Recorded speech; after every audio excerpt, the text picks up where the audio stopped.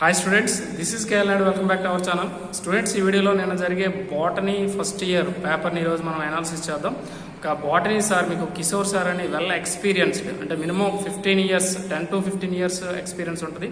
So ఆయనతో మనం ఈరోజు మీకు డైరెక్ట్గా మీకు లైవ్లో ఆయనతో మాట్లాడిస్తాను. ఆయనకు ఏదైతే డిఫికల్టీగా ఉన్నాయో సో వాటిని కూడా ఆయన మీకు ఆన్సర్స్ కూడా ఇస్తారు. సో అవి మీరు క్లారిటీగా చూసుకోవచ్చు. అంటే మీకు ఫుల్ మార్క్స్ వస్తాయా లేకపోతే ఎలా ఉంటుంది అనేది ఆయన మీకు అనాలిసిస్ అయితే ఇస్తారు. సో ఖచ్చితంగా అయితే వీడియోకి ఒక లైక్ ఇవ్వడం అయితే మర్చిపోవద్దు. ఓకేనా, వీడియోలోకి వెళ్దాం.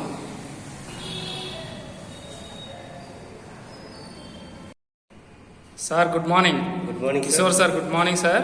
Good morning sir. Good morning. నిన్న జరిగే botany paper, first year botany paper ఏదైతే ఉందో దాని గురించి మీరు కంప్లీట్ ఇన్ఫర్మేషన్ అయితే స్టూడెంట్స్కి ఇవ్వాలి. సో ఎక్కడైతే డెప్త్ ఏరియాస్ ఉంటాయో, అలాగే ఒక డల్ స్టూడెంట్స్ ఎన్ని మార్క్స్కి రాయగలడో, అలాగే ఒక కంప్లీట్గా అంటే ఫుల్ మార్క్స్ వచ్చే స్టూడెంట్స్ ఎక్కడ మిస్టేక్స్ చేయడానికి అవకాశం ఉంటుందో వాళ్ళకి ఫుల్ మార్క్స్ వస్తాయా రావా, సో వాటన్నింటి గురించి మీరు కంప్లీట్ ఇన్ఫర్మేషన్ ఇస్తే నెంబర్ ఆఫ్ స్టూడెంట్స్కి అయితే హెల్ప్ అవుతుంది. తప్పకుండా. ఓకేనా? ఓకే. సో స్టూడెంట్స్, ఈయనైతే మాత్రం వెల్ ఎక్స్పీరియన్స్డ్ అండి, నీట్ ఫ్యాకల్టీ, అండ్ మనకి ఐపీఈలో కూడా ఒక లెజెండరీ సార్ అన్నా తప్పులేదు. ఓకేనా? సో ఇప్పుడు సార్ మాటల్లో విందాం. Okay, good morning everyone. నిన్న వచ్చినటువంటి బాటనీ పేపర్ కనుక మనం అబ్జర్వ్ చేసినట్టయితే ఇందులో section A, section B, section C, okay, ఈ మూడింట్లో అబ్జర్వ్ చేసినట్టయితే 3 సెక్షన్లు కూడా క్వశ్చన్స్ అయితే చక్కగా ఇవ్వడం జరిగింది. ఒకసారి మనం సెక్షన్ వైజ్గా చూద్దాం. ఫస్ట్ సెక్షన్ ఏలో 2 మార్క్స్ వచ్చేసరికి ఒక 10 2 మార్క్స్లో ఒక్కొక్క 2 మార్క్స్ గురించి మీకు చెప్తాను, అది ఒకసారి చూడండి. What is flora? First question, what is flora? Actual account of habitat, distribution and systematic listing of plants of a given area is called flora అనేసి ఒక చిన్న మీరు ఒక సెంటెన్స్లో రాయగలిగితే ఈజీగా మీకు 2 మార్క్స్ వస్తాయండి. అలాగే name 2 diseases caused by mycoplasma అనే సెకండ్ క్వశ్చన్ అడగడం జరిగింది. దానికి ఆన్సర్గా మీరు which is broom in plants, pleuropneumonia in cattle, as well as mycoplasmal urethritis in human being. ఈ మూడింట్లో ఏ 2 రాసినా సరే మీకు ఈజీగా 2 మార్క్స్ వస్తాయేమో. అదేవిధంగా who are herbalists, what are the books written by them అని అడిగాడు థర్డ్ క్వశ్చన్లో. సో దీనికి ఆన్సర్ ఏం రాస్తారంటే మీరైతే the scientists who describe the medicinal plants technically are called herbalists, the books written by them are called herbals అని రాయగలిగినట్టయితే మీకు సింపుల్గా 2 మార్క్స్ వస్తాయి. అలాగే what is made by parthenocarpic fruit, how is it useful అని అడిగాడండి. దీనికి సమాధానంగా మీరు ఏం రాయొచ్చు అంటే the fruit which is formed without fertilization of the ovary is called parthenocarpic fruit, they are useful in commercial production of seedless fruits అని రాసి మీరు 2 మార్క్స్ ఈజీగా పొందొచ్చు. అదేవిధంగా differentiate between apocarpous and syncarpous ovary అని 5th క్వశ్చన్ ఇవ్వడం జరిగింది. దీనికి సమాధానంగా మీరు ఏం రాయొచ్చు అంటే apocarpous ovary means when more than 1 carpel is present in a ovary they are free called apocarpous ovary. Example for that rose plant. అలాగే సింకార్పస్ ఓవరీకి సమాధానంగా when carpels are fused or united in a ovary is called syncarpous ovary.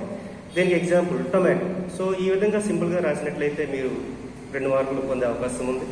అదేవిధంగా 6th question కింద give the technical description of the anthers of allium cepa అని అడిగాడు. దీనికి సమాధానంగా in allium cepa anthers are dithecous, basifixed, introrse and dehisce longitudinally అని సింపుల్గా రాయగలిగినట్లయితే మీకు 2 మార్కులు వస్తాయి. ఇక 7th క్వశ్చన్ చూసినట్లయితే వాట్ ఈజ్ ఆస్మాసిస్ అని అడగడం జరిగింది. The movement of ions or molecules from the region of lower concentration to the region of higher concentration through semi-permeable membrane is called osmosis అని రాయగలిగితే మీకు సింపుల్గా 2 మార్క్స్ వస్తాయేమో. అదేవిధంగా what constituents of DNA are linked by glycosidic bond అని 8th question అడగడం జరిగింది. దీనికి సమాధానంగా glycosidic bond is formed between 2 carbon atoms of adjacent monosaccharides అని రాయాలండి. ఇలా రాస్తే మీకు 2 మార్కులు సింపుల్గా వస్తాయి. అదేవిధంగా 9th క్వశ్చన్ చూసినట్టయితే which of the phases of cell cycle is of longest duration. దీనికి చాలా సింపుల్గా ఇంటర్ఫేజ్ అని రాస్తే సరిపోతుంది, దానికి 2 మార్క్స్ వస్తాయి. అదేవిధంగా 10th క్వశ్చన్ చూసినట్టయితే name the type of land plants that can tolerate the salinities of the sea అని అడిగాడండి. దీనికి సమాధానంగా the type of land plants that can tolerate the salinities of the sea are called halophytes. Example for that rhizophora avicennia అని ఇస్తే చాలు. Students ఇప్పుడు చూశారు కదా, మీకు 2 మార్క్స్కి 10 కూడా ఆన్సర్స్ అయితే సార్ మీకు ఎక్స్ప్లెయిన్ చేశారు. మీరు ఏ ఏరియాలో మిస్టేక్ రాశారో ఒకసారి మీరు చెక్ చేసుకోవచ్చు. మీరు కరెక్ట్గా రాస్తే మాత్రం మీకు 20/20 మార్క్స్ 2 మార్క్స్లో వస్తాయి. అయితే సార్ ఒక డౌట్ ఏంటి అంటే 2 మార్క్స్లో ఏదైనా టఫ్గా వచ్చిందా? 2 మార్క్స్లో చూసినట్టయితే సార్ పెద్దగా టఫ్గా ఏమీ లేవు. ఒకవేళ ఎవరైనా సరే టఫ్ అని ఫీల్ అయితే అది 8th క్వశ్చన్ దగ్గర ఏమైనా ఫీల్ అవ్వడానికి ఛాన్సెస్ ఉంటాయి, తప్పితే మిగతా ఎక్కడ కూడా ఫీల్ అవ్వడానికి లేదు. ఇందులో 10x2 20 మార్కులు అందరికీ వచ్చే ఛాన్సెస్ ఉంది.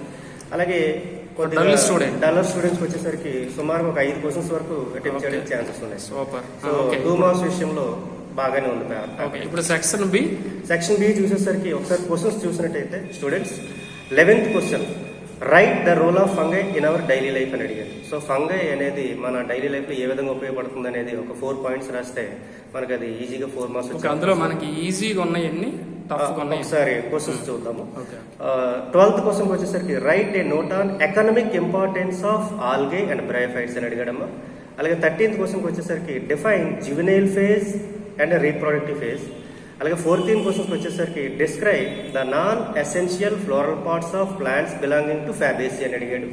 అలాగే 15th క్వశ్చన్కి వచ్చేసరికి though redundantly described as resting phase interphase does not really involve rest comment అని అడిగాడు. 16th క్వశ్చన్కి వచ్చేసరికి what are nucleosomes, what are they made of. అలాగే 17th what is the difference between lenticels and stomata. 18th వచ్చేసరికి write brief account on classification of xerophytes అని అడిగాడు. ఇందులో చూస్తే అన్ని మంచి ప్రశ్నలు ఇవ్వడం జరిగింది. ఇక కొద్దిగా ఏవైనా ఇర్రెగ్యులర్ స్టూడెంట్స్ కానీ డల్లర్స్ కానీ ఉంటే ఖచ్చితంగా ఇందులో 4 క్వశ్చన్స్ అటెంప్ట్ చేస్తారమ్మా. ఇందులో ఏ భయపడాల్సిన అవసరం లేదు. ఈ పేపర్ అయితే చాలా సింపుల్గానే ఉంది. ఇందులో ఏ వర్రీ పడాల్సిన అవసరం అయితే లేదు. ఇక సెక్షన్ సి చూద్దాం. దీంట్లో చూస్తే ఎక్కువగా రిపీటెడ్ ఇంపార్టెంట్ క్వశ్చన్స్ ఇవ్వడం జరిగింది. 19th క్వశ్చన్ చూసేసరికి define root modification, explain how root is modified to perform different functions. మనం ఆశించిన ఎక్స్పెక్ట్ చేసిన క్వశ్చన్ రావడం జరిగింది. 8కి 8 మార్క్స్ అందరికీ వస్తాయి. అలాగే 20th క్వశ్చన్ చూసేసరికి describe the process of fertilization in angiosperms, ఇది ఎక్స్పెక్టెడ్ క్వశ్చనే. అలాగే 21 describe the internal structure of dicot root, expected question ఇది కూడా. సో ఇందులో 2 క్వశ్చన్స్ ఖచ్చితంగా అందరూ అటెంప్ట్ చేస్తారండి. ఈవెన్ డల్లర్స్ అయినా సరే అటెంప్ట్ చేయడానికి ఇచ్చే పాసిబిలిటీ ఉండే సెక్షన్ సి బాగానే ఇచ్చాడు క్వశ్చన్స్. సో ఈ పేపర్ అయితే అంత టఫ్గా అయితే లేదు. చక్కగా అందరూ బాగా చదివే వాళ్ళకి 60 వచ్చే అవకాశం ఉంది. అలాగే యావరేజ్ స్టూడెంట్స్కి 50+ వచ్చే అవకాశం ఉంది. ఇక కొద్దిగా డల్లర్స్ చూసుకున్నట్టయితే అబోవ్ 35+, 45+ వచ్చినా ఆశ్చర్యపోవక్కర్లేదు. చాలా చక్కగా ఇచ్చాడు పేపర్ అయితే. దయచేసి మీరు పేపర్ టఫ్గా వచ్చింది ఫీలింగ్ అయితే మనసులో పెట్టుకోవద్దు. పేపర్ చాలా చక్కగా ఉండడం జరిగింది. ఓకే, అది ఇప్పుడు ఓవరాల్గా మీకు బాటనీ రిజల్ట్ ఎలా ఉంటుంది అంటారు? నో ఫెయిల్యూర్స్ ఇన్ బాటనీ అని గట్టిగా నేను చెప్పగలను సార్. ఇది మా పేపర్, మేము కాన్ఫిడెంట్గా ఉన్నాము. ఓకే, అంటే జనరల్గా ఓవరాల్గా మన స్టేట్లో రిజల్ట్ కూడా బాగానే ఉంటుంది, చాలా బ్రహ్మాండంగా వస్తుంది సార్. పేపర్ అయితే మాత్రం అంత టఫ్గా లేదని మేము బల్లగుచ్చి చెప్పాం. ఓకే స్టూడెంట్స్, నెక్స్ట్ మన ఛానల్లో ఈయనతో క్లాసులు కూడా చెప్పేద్దాం. ఇది మీరు ఒక క్లాస్ కానీ విన్నారంటే మాత్రం బాటనీ సరే కావాలంటారు, అది కన్ఫర్మ్. మీకు ఖచ్చితంగా అయితే నెక్స్ట్ ఇయర్కి మాత్రం ఈయనతో ప్లాన్ చేస్తాను. సో పక్కాగా క్లాసులు అయితే మనం అప్లోడ్ చేద్దాం. సో ఖచ్చితంగా అయితే ఇప్పుడు బాటనీ పేపర్ ఈయన ఎక్స్ప్లెయిన్ చేశారు కదా, సో దాని బేస్డ్ ఆన్ మీకు ఎన్ని మార్క్స్ వస్తాయో దాన్ని మీరు అనాలిసిస్ చేయొచ్చు. ఓకే స్టూడెంట్స్, నెక్స్ట్ ఇప్పుడు సెకండ్ ఇయర్ బాటనీ కూడా నెక్స్ట్ మనం ఈయనతో మనం అనాలిసిస్ చేద్దాం.